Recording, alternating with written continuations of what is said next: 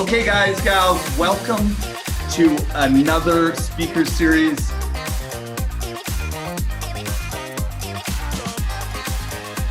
All right, here we go. Okay, all right, guys, welcome everyone to our very first in the lineup of series, the Summit Series presented by our very own Stonehaus Realty. It's been a pleasure for all of you guys to join us. For those of you that have never heard of us, welcome. For those of you that have, welcome as well. So this is actually one of the 5th speaker series we've done. We had an amazing women's panel just short back in February. We brought Ryan Serhant down from New York City before. And it all actually started, oh, you sharing something there? Somebody's sharing something. Popped up here. Oh, there we go. Sorry. It all actually started with our very first meeting, which was a business planning session that we actually had the gentleman that's speaking on today speak at that as well. So before I get into the accolades of Adil, out of all the speakers, the 10 speakers that we have coming up, this is genuinely the guy that I've known the longest. I've known him before he was in real estate and before I was in real estate. Adam has as well. We're all from the Future Shop days. So I've had really the pleasure of watching this guy blow up in the real estate industry and really be one of the top producers in British Columbia, if not in Canada. And I really, truly admire a lot of the stuff that he does in his business because it's very opposite to what I do. He's really created an amazing brand. You've seen this guy on everything but CNN, basically, BNN, Global News, anywhere and everywhere you can find him. He's just recently got into project marketing in the last year or two. We're going to go into that and go over a couple of the different projects he's working. But all in all, Adil has grown an amazing brand. Like I said, Royal Lepage is top agent at his brokerage, top 10 in Canada, top 1% agent. The main reason all of you guys are here is to hear him talk. So I won't go into it too much further, but thank you so much, Adil, for joining us today. Thank you, Sean. I'm appreciative to be part of this. The Summit Series sounds like it's going to be something special. I think before this call, I was just trying to jog my memory. I think I've known you guys for almost 20 years now. You and Adam both. For those of you who don't know, Adam was my department sales manager at Future Shop, and we had an amazing time together. Sean ran Mad Game at Future Shop as well, and I'm a big fan of what you guys are doing with the brokerage. Honestly, there's not a lot of brokerages out there that are building like this massive value for their agents that you guys are doing. So it's amazing to see you guys flourish. Thanks, bro. But it wouldn't be possible without superstars like you willing to hop on this call and share your information, man. So I really do appreciate it. I know everybody at Stonehaus and everybody else that's on the call today is really digging it. And thank you so much. All right. So let's hop on to some questions. What makes Adil who he is? So I'm going to, just for those of you that haven't been on one of these calls before, it's a pretty relaxed format. It's going to be Q&A. I got a series of questions that I'm going to ask, but the chat box down there, if you want to ask some questions, I may or may not be able to answer them all, or I won't be able to. Adil might be able to. So if you have something that you guys want to ask about his business, about anything, please throw it down there and I will try to get it into the conversation and put it in while we speak. All right. So let's start this off. Adil, when did you start real estate? So I've been licensed for about 15 years now. Maybe I can tell you a little bit about me, my team, and our structure to give you guys some context.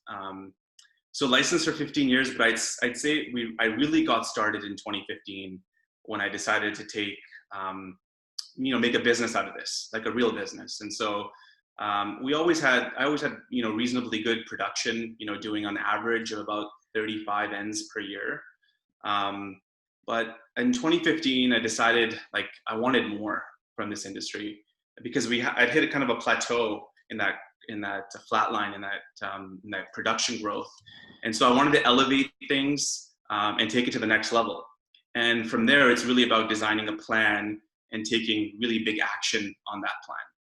So over the last 5 years, I grew my production tremendously just through shifting work ethic and putting together a really like big business plan that made me nervous. You know, it made me shake a little bit in 2015 what I was trying to do. And then in the last 2.5 years, I evolved from a single agent operation to a team of now 4. And I was fortunate at that point in about 2017, 2018, where I had more selling opportunities that I could effectively handle myself. And so we moved towards an expansion. And so now it's myself. I've got a sales partner, Ferris. The whole team's on the call today, which I'm excited about. Ferris is a sales partner. He's our OG. He came on in 2018, and he was the first addition to our team. And then I've got Jamil, who's our licensed listing manager, and he's kind of my conduit between me and the sellers. And it's kind of that listing manager role that we created it's more of a training ground to like learn all aspects of the business. And now Jamil's segueing into a sales role as well. And then I've got our client care manager, who's incredible, Taylor. And so we have a really great group of people, and everyone's primed and ready to do really good things. And it's taken time. I've had to learn this through the process, that it takes time to assemble the right team members. And Sean, you can probably attest to that. It's all about building capacity and leverage. And now we've got a wonderful interdependency within the team. We work, on most days really well together. And I see big things coming from here. And once Jamil transitions into a sales position, we have someone that we've already hired who's going to be coming into his position as a training ground as well. Awesome. So that gives us kind of what you look like right now. We're going to dive a little bit deeper into that as well further on in the call. But just to take you a little bit back, because I know probably on the call right now, just by looking at who's on it, we got a good mix of like newer agents, a couple years in the biz or less, and some really experienced killers on the line. So let's dive into your first couple of years, right? What were they like? I know you've always done some production, like 30 deals is still awesome. But what was the first thing, and what would you kind of recommend for the up and coming agents, people that are just starting off? And you kind of said something that maybe we can click onto in 2018 when you just had 2015, sorry, when you had a massive mind shift. Is that something that you would have done earlier? If you don't mind diving into the beginning and kind of where it goes from there. Yeah, sure. So when I started, like laying out extremely strong foundational principles and how you're going to run your business through really good training is key for success. So you guys, Stonehaus is a perfect example.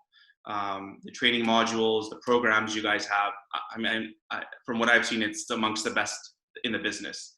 And so new agents really need to immerse themselves in that. Hands down, that's going to be key. It's a tough business. I mean, that's the reality of it. This business has a way of breaking you down.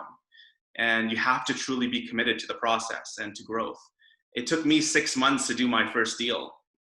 And, I was 22 years old when I started in the business. And I remember sitting at Royal Lepage kiosks in Metrotown and Lougheed Mall waiting for that next customer, that husband who was, tired of following the wife around and then would go into some of these kiosks and we would have engaging conversations. And that's how I did my first deal. And I think that while it's important to have a great office, it's also important to have a great mentor. And I think that's really important for younger agents to realize, that aligning yourself with someone in that office in your brokerage who you can depend on, or you can work, collaborate with to help you build those foundational principles. Someone you can call on when you have issues on deals is very important. I think no matter what stage you are in your business, whether you're your first year, your 5th year, or your 20th year, you have to deliver value through the entire process, and you have to build trust. And I've learned that there's 2 types of trust. There's head trust and there's heart trust. And heart trust, if I broke that down, when you're new in the business, people that know you are going to want to do business with you, likely because they like you. And there's the heart trust. They know you, right? Whether that's, a family member or a best friend's mom, they want to support you in the beginning.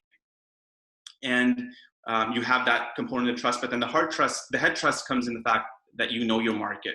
you know your market knowledge and you know your product knowledge, because that's what's going to instill confidence in your clients, and that's what's going to build a sustainable long-term business, right? So if you build trust on both those fronts, people will start seeking you out eventually, along that growth in your business, and not vice versa. And it's a wonderful feeling when you can get to that stage in your business. And that's kind of what's worked for me, is that while it took 6 months for me to do my first deal, all along the way, I'm like, how can I deliver, like, and we talk about this all the time, massive value, whether it's through conversations, whether it's through emails, discussions, going the next level to ensure they feel like they're in amazing hands with you and there's no reason to look elsewhere. I can also tell you when I first, and if anyone's taking notes, maybe these 3 things to me really helped me pave the path.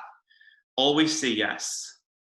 Like, to me, in the beginning, I didn't know what no was. And even to this day, I have a hard time saying no. I'm a yes man.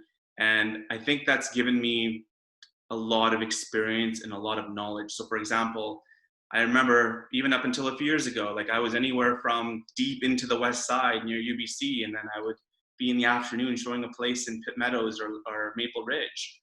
And I used to always tell people, if they asked me, are you specific to Burnaby or Coquitlam? And I'd be like, no, I move with my clients. I'm not geographically bound.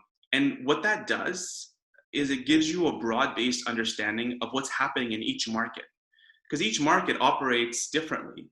There's micro markets, there's different sub areas. So if I'm selling a place in downtown and I know there's a lot of downtown buyers moving into a certain pocket of Coquitlam, I feel like that gives me strength. I know what's happening in Coquitlam, in Burnaby, in downtown, and that's the geography I covered, really, was wherever the clients took me. So 1, always say yes. 2, never get lost on tour. When you're in the beginning, don't depend on your GPS. Don't depend on, trying to wing it through the process. Appear to be the expert at all times, even when you're not, right?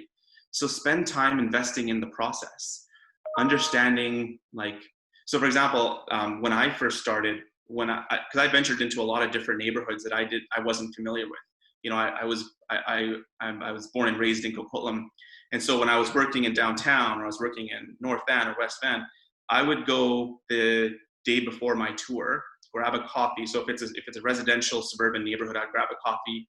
I would drive to each of my 5 appointments, for example, know the streets, know the areas, understand the nuances and the amenities of that neighborhood. And there's something to be said about, going online and doing it. And there's something to be said to have, boots on the ground and doing it yourself, right? If you're touring high density environments like downtown core, grab a coffee, walk the buildings, understand the different neighborhoods, the highlights of that neighborhood. So when you're walking those streets, you own those streets, that the clients feel comfortable in how you're touring them, versus taking them in your car, having them follow you, and you get lost. In the beginning of your career, and at any point of your career, really, that's very important. So always say yes, and never get lost on tour. And number 3, I would say, manage your finances and know where to allocate resources from the beginning. Do not buy a luxury car in your first 2 years of this business.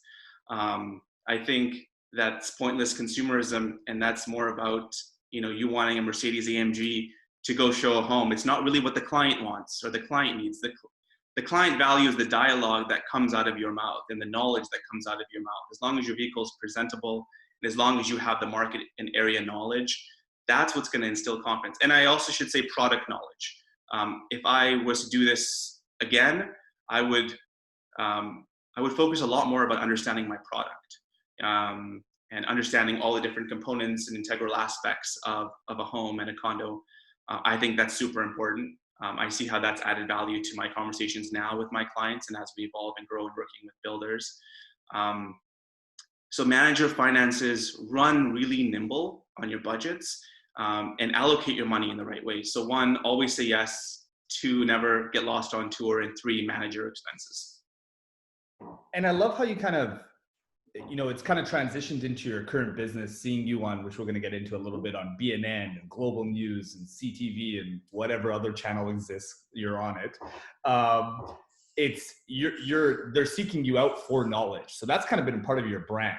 right from the beginning, is that you're the knowledgeable guy. And I feel that a lot of agents rush into trying to say yes to the clients, but not necessarily doing any of the homework or the back portion of it, right? I mean, we got to remember that we're professionals, and that's pretty much what you're saying first is, a professional knows his business, right? Yeah, definitely. Like when I started in '05, we were going through this really interesting condo boom. And there was a lot of secondary buying happening in the market. When I talk about secondary buying, it's like people buying investment properties outside of principal residences. And so that's when condo buildings were selling out within days, and we've never really experienced a time like that since then. Like we've had other strong condo markets, but nothing like the '05 or the '04 to '07 run. And so there was a time where I started working with investors during the '06, '07 market. And there was, any building, whether it was downtown that was launching or it was, in Port Moody, I could tell you who the developer was. I could tell you how many units per building. I could tell you the average price per square foot. What the north side units were selling for having that intrinsic knowledge base just builds trust, right? And I think whatever aspect of business that you're specializing in, whether it's first time buyer, whether it's the first time buying process, or whether it's working with new construction or working with putting your clients into new projects, building that knowledge base, being that knowledge broker. Like why would they go anywhere else if they get everything they need and they get the confidence that you instill in them by having that knowledge that you've earned a client for life? That's actually a perfect segue into, I'm sure, one of the questions everybody's asking. Sorry if you hear banging, my kid's ripping apart a box right now. He lost his Beyblade.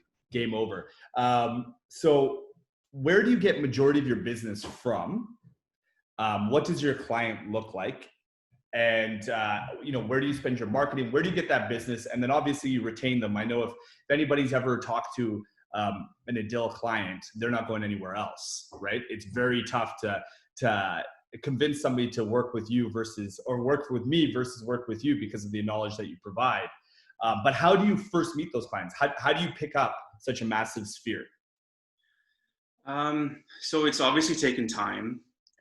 It's obviously taken a lot of discipline in the beginning in terms of building those relationships. Like my business is relationships. My overhead on marketing, extremely low.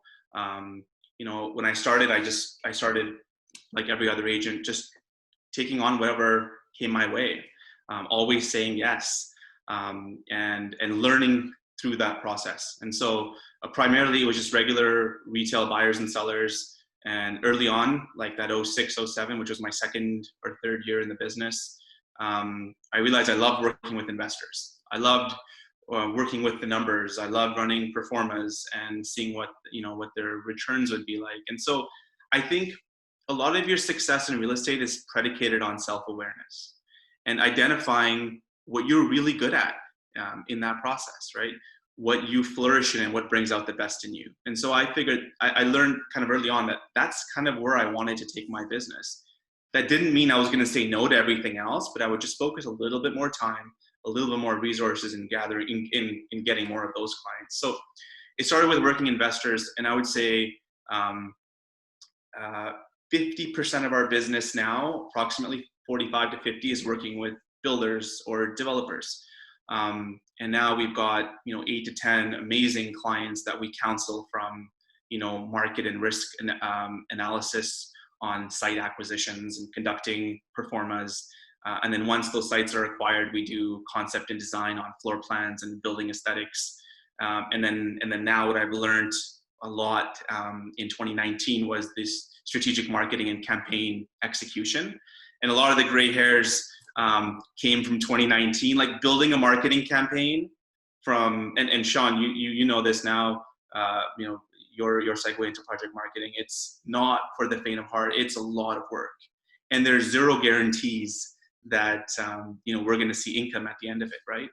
But the learning and going through that whole process has really kind of allowed me to see what's challenging me and what's allowing me to grow. And in general, like if I talk about my team, prospecting is oxygen for your business, right? The moment you stop prospecting and start waiting for your phone to ring is when your business dies, right? And right now in this environment, it's even more important, right, to get out there and find ways to prospect. Our team prospecting activities include open houses, huge on open houses. Ferris from my team, been with me for 2 years, and I want to say he's maybe missed 3 weekends in 2 years, right? That's how much he's committed to that aspect of prospecting, and it's resulted in a lot of business. And it's resulted in our brand expansion because people just see us out there. Creative open houses, we did a lot on Thursdays. We did wine evenings on Thursdays for launches. We've gotten listings because of that. A lot of networking and not being shy to ask for the business. I think once you have that knowledge and some confidence, asking for the business is totally okay, because you know you can serve your client at a very high level. And I almost feel like, if they're going somewhere else, they're not, it's almost an injustice to the client.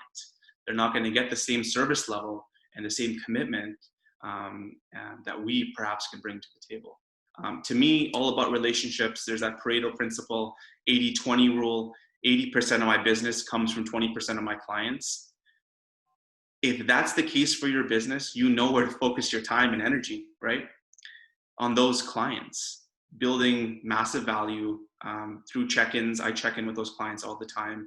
It's like investing in people. To me, I invest in those top 20. I invest in my whole database. But of course, if you're generating 70-80% of your revenue from a small niche of clients, that's where your investment dollars should go. And so finding creative ways to get back to those people, serve them, be there for them, and to answer questions. And I think now in this new environment, and we'll chat about this COVID-19 environment, a lot of people don't know what to do. A lot of people don't know if we're actually working. People are buying and selling homes because it's all fear-based media right now. You're sitting on the couch and you're absorbing, what the media is putting out there. And so I think it's our job too during this time to get out there and educate the general public on what's happening and that we are an essential service. So to that point, we're going to get into the COVID season shortly here, but to take one step back, and I've had a few people ask very similar questions. So we'll kind of two-parted. At the very beginning, how did you build that database? Were you like cold calling, door knocking, open houses you mentioned, or obviously you're even just sitting in the mall?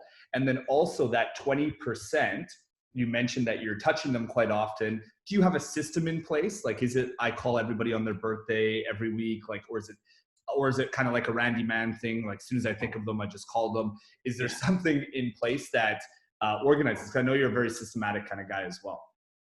Yeah, so systems is one thing that I wanted to improve on. We're actually working on that now as a team and creating processes for every time we touch a client, whether it's a buyer, a seller, or a closing, we're creating like these very detailed checklists and how we can get more success and how we can keep ourselves more accountable really to that process. And if something goes sideways, why did it go sideways?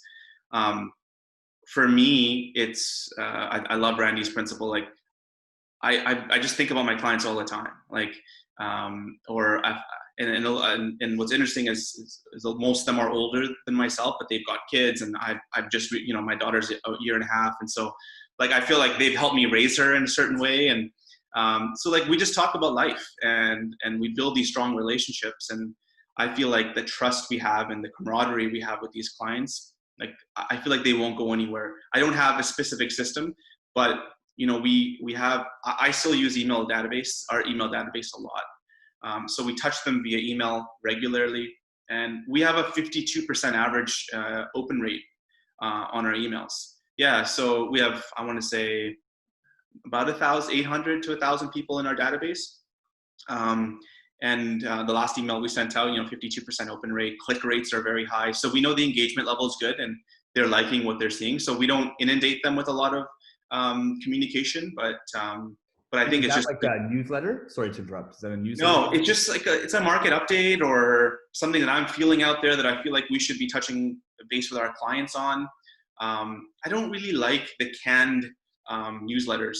Like for me, it's from what I'm thinking. And then I obviously invite them to chat with me. I get a lot of emails back or even calls thereafter saying, you know, do you have time to discuss this in more detail? And that's what I want to do, is I want to engage them, right? What's the point of sending out a marketing piece when it's not going to be engaging, or you're not going to get any response back, or the open rate's going to be 10%, right? So I think it's quality for me over quantity. So, you know, I clean my database out every year, and I invest. I call it mining your database. If there are certain other clients in there that you think could be an amazing referral source, but they're not because maybe you haven't dedicated enough time to them, I like to invest in them, whether that's more personal time with them, you know, one-on-one personal time with them, or just finding different ways to acknowledge certain things that are happening in their life, and then eventually that'll result in more business. So it's not really a set system, but that's kind of how we roll with it, and it's worked reasonably well. I love it. And then just back to that point of how did you put those people, where did you get those people to put in the database, the original prospecting for Adil? Yeah, good question. So I think this through. Okay, so I think this is probably how it segued. There's like a graduation process, I would call it. So my 2006, 2005, 2007 condo investors, for example. How did I get them? Through my network, through my database, through people I knew. They invested in condos in between the 04 and 07 timeline and did reasonably well, right? Most of them were in for the long game, and so they've held their properties, they've done well. And some of these clients have now, in the last 10 years, graduated into building development companies. And so now they're building, they start with a single family home. And then from the single family home, they go into the subdivision or the duplex or the fourplex. And now one of my mandates in the last 2 years has been moving those single family homes, because we all know there's more challenges in selling a $2.5 or $3 million single family home in today's environment, or even in the last probably 2+ years, is taking that client who had invested X number of dollars in doing 2 single family home projects and graduating them into like a small townhouse development or into a multifamily project, because the returns are way better, the risk profile is much lower, and there is a much larger buyer pool for that. So I think it's, again, like adding value to that client through that process. So now you've done well here, we know we can do this, right? You're building your portfolio. They've naturally segued into trying to expand into single family. And now we're graduating some of them, not all of them, because it's a huge amount of capital that's required to move into multifamily, but to get them into multifamily. And it's, again, finding the right projects, Sean. There's a lot of like B and C projects out there, right, that we get across our desk, and I'm sure you guys get it all the time. They're recycled stuff, but it's really vetting through that, finding the best of the best, and getting them a great value, and then just building that confidence in them through that process. And so just to kind of paint a holistic picture. So really you kind of started with a sphere. Like, I'm just going to even just use a random number, maybe 10 or so good clients or 15 that you've met through friends and spheres and prospecting, like, you know, different events or whatever it may be, or friends of friends community. I know your Ismaili community is a big community as well, right? That kind of stuff. And then you've really just been the professional advisor this entire time and took them from, pardon what I'm saying, but basically from zeros to heroes kind of thing, and have guided them throughout that entire way. And then I'm sure along that process, there's been, I mean, if you took a guy from buying 1 or 2 condos to now building development sites, I mean, A, that's a client for life, but I can't see that person not referring you everybody they know plus some, right? Is that kind of like the picture of it? Yeah. And I think the reality is, like, they had the financial capacity, right? It's not like they earned the wealth only because of like me working with them. It's like I was by their side the whole time, right? And I was learning with them, and I think we grew together in an interesting way like that, right? And our businesses have both grown together. But my community has been great. It's been amazing. In the beginning, it was a big supporter. Everyone should leverage, the communities that they grew up in, whether that's church or whether that's, certain hobbies that they have, like, why wouldn't you? It's such a wonderful opportunity to leverage that, right? And I think what you've outlined is pretty much, it pretty much nails it. Yeah. So to shift off that topic, because I know a lot of agents have been asking, and we're kind of starting to see similar trends. So I'd love to ask you this, but do you have a morning ritual? Like what does, and I'm not going to do, we're going to go into COVID season right after this, but Okay. um, the regular day of in your life, what does it look like? Like, do you wake up in the morning, start something? Is it just all over the place? Tell me a little bit about what a top performer like yourself's day look like. So at the moment, I'm a stay-at-home dad. So lately, it's been a lot of singing, If You're Happy and You Know It, and waiting for buses to drive by our front window. And so it's, I'm celebrating it. It's the silver lining in all of this is, our business is insane. Like it's nonstop go. And to take a step back over the last 5-6 weeks, and seeing my daughter grow and seeing all the nuances and the small changes in her, and like waking up and calling for me, it's like, it's amazing. Like I'm never gonna get that time back, right? And so prior to this COVID season, I love to read, and I love to stay on top of markets. And so I'm not like an avid novel reader, but I love to read like blogs, and I like to know what's happening in both real estate markets and equity markets, and learning how global events could potentially impact, our local businesses. And so in the morning, I like to read, take on some reading, stimulate my mind. 20 minutes of some sort of exercise, yoga, and lately it's been stretching. When you hit your late 30s and you're carrying around a 30-pound weight all day, you need to keep loose. And then it's a simple checklist. Again, like I'm not complicated in my processes. I'm super simple. I like to keep things simple.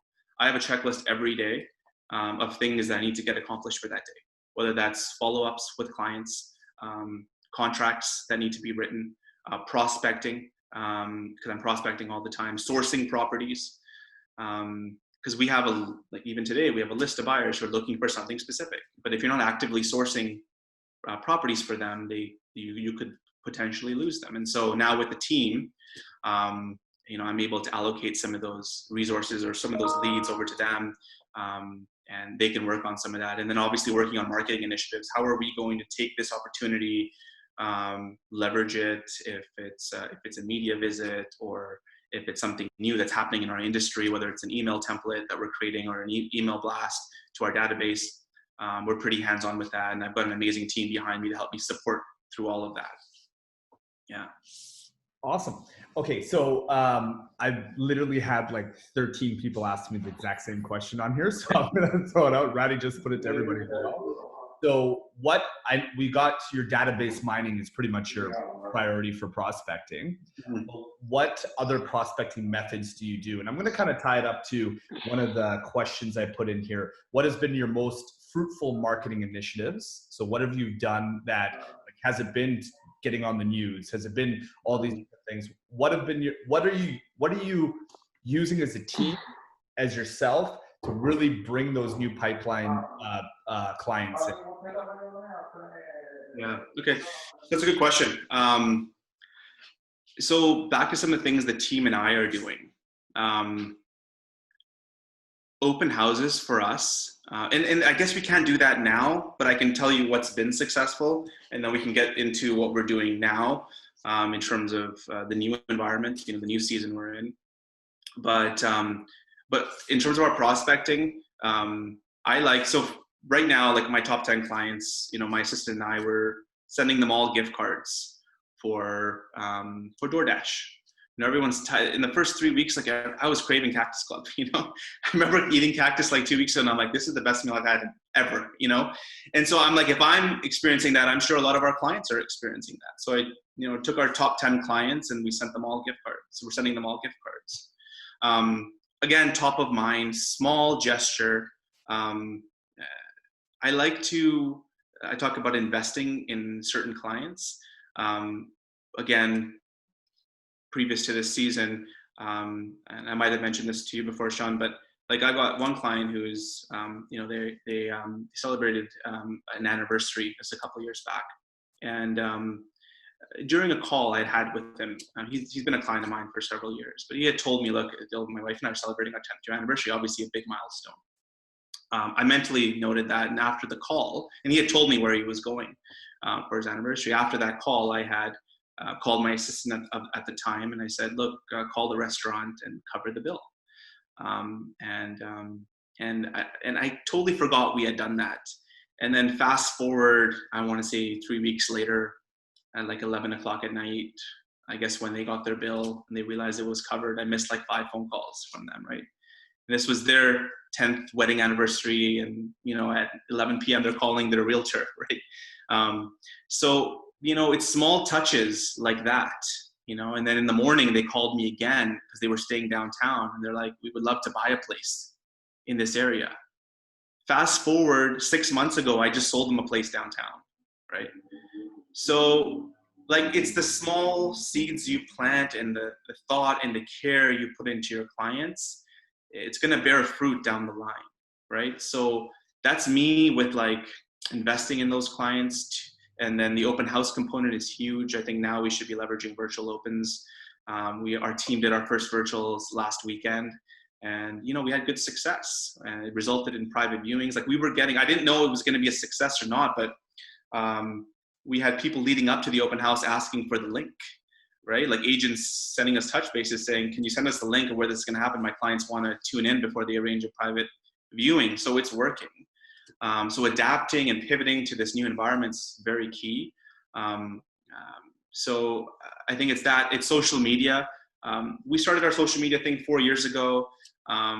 We didn't buy any followers, so I feel like we've lagged the rest of our industry. But everyone has their own model and their own approach. But I think we should be going. We should be double downing on our online advertising right now. We're actually working on that now with a strategist and seeing how we can expose more of our properties and more of our business and our philosophies online. It is more of a crowded space now. That's the reality. And so you need to have creative mechanisms. I don't think we have the bandwidth personally as realtors to take that on. I think you need to bring someone on with that expertise to give you some sort of counsel on how to best take this approach. And I think, like you had Ryan Serhant, on a personal interview here in Vancouver, and he's built this amazing brand. And that's largely through having an amazing online following. I think he's I think the top or the most followed agent in the world now, right? Is he the top producing agent in the world? No, but he's done a tremendous, like when you think of real estate, who do you think of, right? It helps having your own show, I'm sure, but other aspects of things he's done really well. So I think we need to go and invest more online. That's what we're doing as a team right now. And to that point, now kind of leading into the COVID end of the world situation we're in right now. Not really, just joking. What are you guys doing to morph your business? Do you feel that what you do today will stick around after COVID as well? Like, are you changing your business to, for example, the virtual opens? Is that something that you're going to continue down the line as well as an additional portion? How are you structuring your business differently during this season, and as well as when this is all done and over with? So I've been thinking a lot about this as we build our vision for the business and as we grow and evolve in this new time. I wish someone had told me in 2008 that, when we were going through the great financial crisis, that it was temporary, right? And that it will pass. Because COVID-19 is exactly that, guys. It's not months and years, it's weeks or months before this is over. There is an end game to this. And this is going to be a defining, pivotal moment in many of our careers. And I feel that to my core, right? There's a really good book by Jim Collins. It's called Good to Great. I read it 3 years ago. And I've started reviewing it again. But we have a choice, right? He talks about why some companies make the leap and come out on top during challenging times. And he talks about how good is the enemy to great. And now we've got a choice, right? Do we take a holiday, or do we double down and come out on top, right? And so the true color of people, the true color of the companies and the fabric of their companies come out during these challenging times. And I should also say, like our personal relationships are also tested. You know, being in, you know, on house arrest or lockdown with our spouses and our families for 6 weeks, right? You know, we have, you know, things to go 2 different ways, and hopefully we all come out stronger because of it, right? I think you need to really, truly build a culture of discipline. Whether you're an individual realtor or a team, without discipline right now, you know, things are going to fall very quickly. You need to clearly set your objectives and record them, and keep your teams or colleagues, share them with colleagues, so they're keeping each other accountable for those objectives. Discipline, objectives key. Stay off the couch, guys. Like, you know, the fear lives on the couch. There's a reason why ratings are blowing up on CNN and CBS and what all those stations, because everyone's glued to the TVs, right? You're not being very productive. You're not being a very productive broker or a very productive team leader if you're going to be absorbing all the fear that's being dished out at us. And so there's never been a better time, in my opinion, that I can remember ever, that people are more available by phone, ever, right? And they might be getting tired of talking to and being around the same people. And so they're gonna pick up your call. And they're gonna wanna shoot the shit, and they're gonna want to reconnect. What a wonderful time to reconnect with clients or friends that you haven't connected with before. I've done that a lot. I'm on the phone like all the time. Even my daughter now pretends, she takes her mom's phone and pretends to talk on the phone because she's trying to mimic her dad, right? But I've reconnected with so many people that I felt like there was distance between. And there are so many questions out there, right? Like, people need leadership right now. People need guidance. They have a lot of questions. And so that's what we're doing. And that's what I've encouraged all our team members to do. So both Farish, Jamil, they're both actively reaching out to their clients. We have to pivot and adjust to the landscape that we're in. It's important for our survival as agents.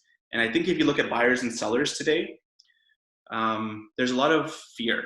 And fear leads to uncertainty, and uncertainty leads to, you know, big decisions being on pause. That's just human nature.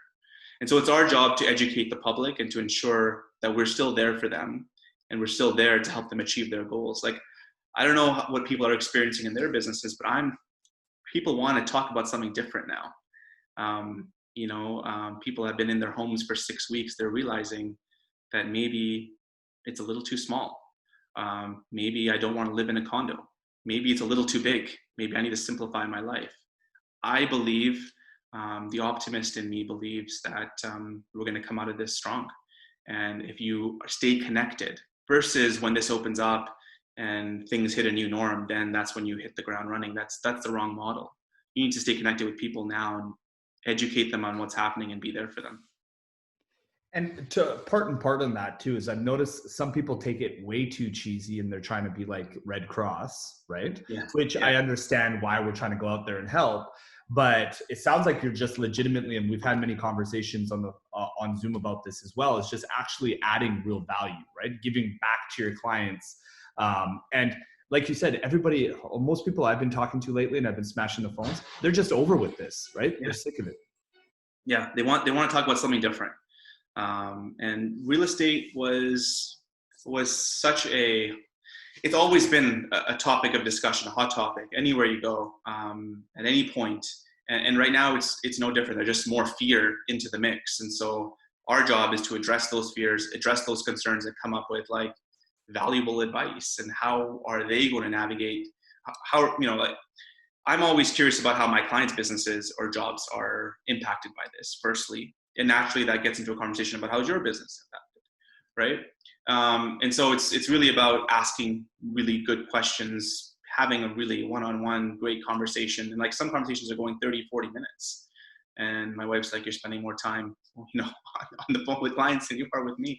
And no, I'm just playing. But there are conversations that go a long time, and it's great. That means there's that connection, and there's a willingness to discuss certain things. And I'm finding there's more people calling on properties now.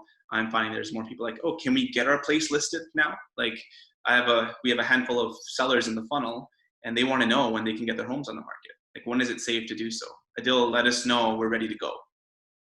Yeah, people are asking for you to basically say, let's get this process going. I've been noticing that lots too lately. Yes. It's been a big shift. A couple of questions that have come up. So can you talk a bit about your growing pains building a team? Your expectations of your team, finding talent, the right fit, basically before COVID and maybe even now? Yeah. Grow slowly is my advice to anyone. There's different models. So like, I can tell you what's worked for me. Like, everything that I'm obviously discussing today is kind of what's worked for me in my business and how we've grown. So there's that saying, hire slowly, fire quickly. So for me, is I really took my time finding the right people. People make your business. People are going to be, the people you bring into your business are going to be the conduit or the in-between, some of these clients that you've had for 15, 20 years. So you got to bring on the right people who are going to be an extension of you. So for me, I hired very slowly, and I hired very particularly on certain skill sets these individuals had. So for me, it takes a lot of work to build a team, and it has taken a lot of work. So 2019, I talk about it being our pivotal year, where I built 2018, 2019. We built the team. It was new for me, and it was new for all our team members. And so you're going to grow together in a way. You're going to figure out what works and what doesn't work. I interviewed, like, for my assistant position, where Taylor sits, I interviewed like 20 people, right? Because I know that I wanted someone who was exceptional. I didn't want to just settle for average. And so I think having a strong back end is so key to growth. If your back end's weak, there's no point growing, because the whole house is going to come down. And if you want to do more volume and scale, you got to have a really strong back end. And now systems are very, very important. So, sorry to interrupt you there. To that point, I know there's a bunch of teams or people trying to partner in teams. Would you say an amazing assistant, or even having an assistant, is essential, or admin, or whatever you want to call them, is essential to a team portion? Like, would you start a team without an admin or assistant? Yeah, so my first hire was an assistant in the beginning, a part-time assistant, but someone who could help. I'm not a very organized person when it comes to paperwork. I think most skilled salespeople are not the most organized people, and that's our blind spot, and we need to be mindful of our blind spots. And so having someone on the back end who can control that, so when your conveyancer needs something or when your client needs something, they're not calling you, they're calling your assistant. And then now there's that new path of communication. That's very important. And you're out there focusing on the things that can grow your business, the high value tasks. So for me, it was very important to have an assistant when I hit about 35 to 40 deals. I think that's probably the right number. As a solo agent, I did up to 80 on my own, 80 deals, and I don't recommend it for anyone. It was like something I never wanted to do again. And that's where I made that decision, a very mindful decision when, my wife and I were going to start a family, and I wanted to continue doing the same volume, if not more, because growth is so imperative for me and happiness. I always believe that if you're not growing, like for me, growth equals happiness. You always want to move the needle forward. So the short of it is, I think an assistant's an integral part of that. Now, back to a little bit of that question too, finding the talent. Like, how did you find, I understand you were slow to hire, quick to fire, but how do you even get good people to send a resume to you? It's hard. Yeah. So we had a back-end brokerage. We had back-end brokerage support. So our office had resumes coming our way, not a lot of success there. Indeed, and I believe it was Indeed actually this time around. And then there was the mechanism on Indeed where you can go and search resumes yourself and reach out to people. So we did that, but it was hard. There's talks like if you get to a certain stage of growth, like if like Sean, like you're at a broker stage, and you guys are expanding with the new Fraser Valley location, like headhunters. My wife has a business, and they've had also it's a challenge finding good people, and so now they've hired headhunters to go and source really great talent for them, and it's worked for them. I think if I had to bring on, like, really expand, and if we grow this project marketing aspect of our business, maybe that's the angle we go if I can't find good talent kind of in the open market. Awesome. Okay, so another question I have for you that has popped up a few times here. How did you get on TV? Like, how did you leverage yourself to be the man that everybody's looking at? I mean, even if they didn't ask that, I would be asking that anyways. Yeah. But it's really cool what you've been able to do. How did that opportunity come to fruition? It was like a few years ago. It was really interesting. So I have a good friend that I grew up with here in Vancouver, and now he's a reporter for CTV in Toronto. This was actually 2016. So they were, the shadow flipping aspect of the market. It was like hot news everywhere. Everyone in Canada was talking about the shadow flipping situation in British Columbia, and so they wanted to do something on their news segment in Toronto. It was the morning show. So I remember it was February 9th because it was my birthday, and I got a call. Sorry, it was February 8th, and I got a call to do the show. But the show was at 7:30 Eastern Standard Time, so I had to be at the CTV studio in Vancouver at 4:30 in the morning. Actually, 4 in the morning to prep for 4:30. So I knew someone who kind of said, "Look, would you be open to doing this?" And from there, I guess a lot of different media outlets picked it up, and then I started getting a call from Global, and I got a call from some other news outlets, and then now Royal Lepage as well. Like they do some quarterly releases, and so they've seen that I've had some experience. Sometimes they'll call on me as a spokesperson to share my knowledge or expand on a release that they have, but anyone can do it. Like if you have confidence in terms of wanting to try it out, it's really making the effort to reach out. They're always looking for a story. I think that's been one of my downfalls in the last few years. We've gotten so busy that I haven't personally taken the effort, the initiative to reach out. It's like when they call, if they call, we'll do it. And usually it's like, can you be here in 30 minutes? And most of the times it's no, right? But I try my best, obviously, to accommodate it because it's a wonderful opportunity. And so if you're out there and you want to get out there and perhaps segue into this, you can reach out to reporters, you can reach out to producers and say you have an interesting angle on the story, and they might pick it up, right? Awesome. I love it. I've just been going over the notes that I've been writing down. I can write a book of Dinani sayings here. I love it. Prospecting is oxygen, culture of discipline, fear lives on the couch. It's really good stuff, man. I love this. Okay. Last question here, because we're rolling it up and I know you're still a super busy guy. If you could say something to yourself, right, when you originally started your career, or really at any point, and you look back in the past, what would you do differently, or what would you do sooner than you did before? Well, that's a good question. So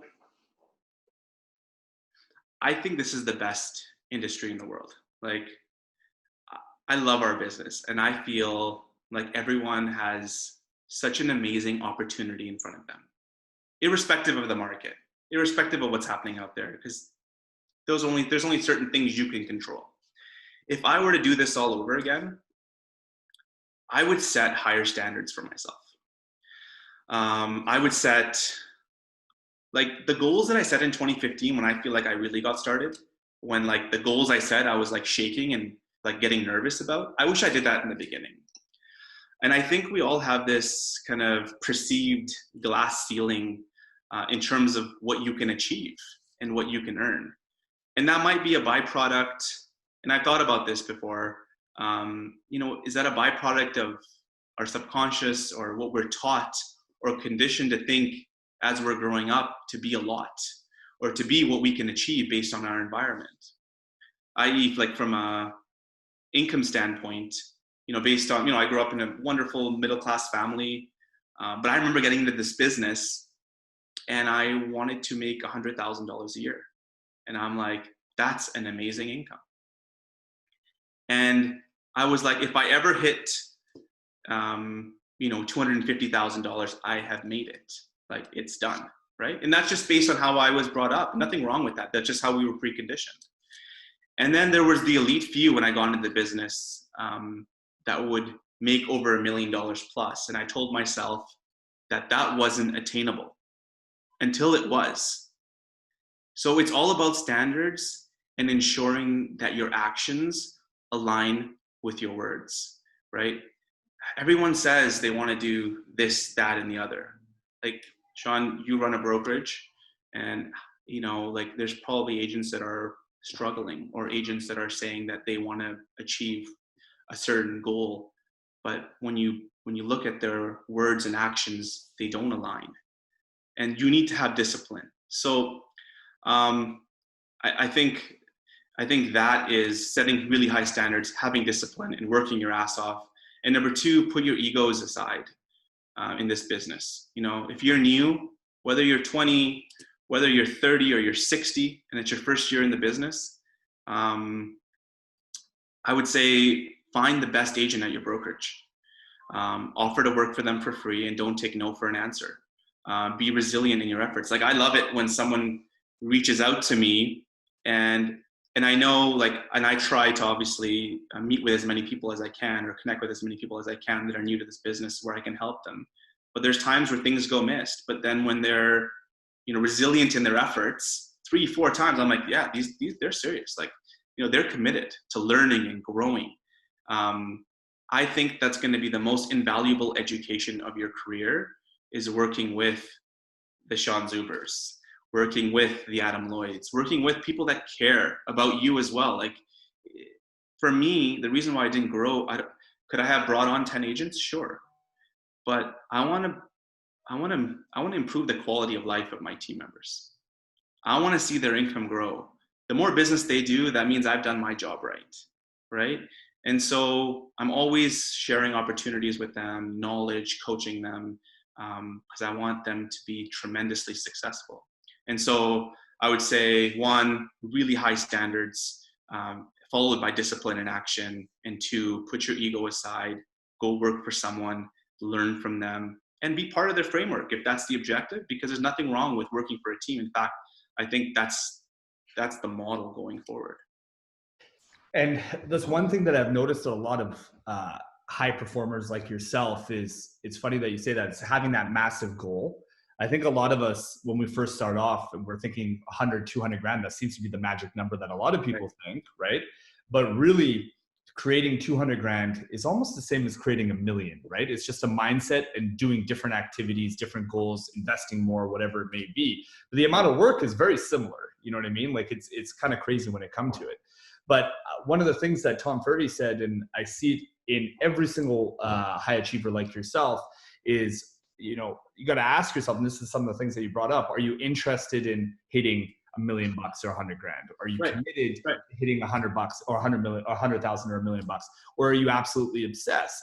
And really, if you look at all these achievers, they're all obsessed. Like you said, what makes you happy in life is growing, obviously next to family and all the other things. But growth in all aspects of life. Yeah, exactly. Growth is what makes you happy. And even though it's challenging, right, you're obsessed with the fact of growing it, right? And that's what you're thinking about. You're probably not thinking about, because you're comfortable enough in your position that, I want to make 5 grand or 10 grand. It's not the money, or 20 grand or 100 grand. It's the fact that you're obsessed in the process of growing it, right? They say your obsessions become your possessions, for the good and the bad, right? The more you want something, the more you focus on it, and then you deliver behind it, you're going to get there. Yeah. Awesome. All right, brother. Well, we kept you even a little bit of overtime. Thank you so much for being the first speaker in our amazing series. You're the first guy we reached out to, and you're the one person I 100% always can guarantee to count on.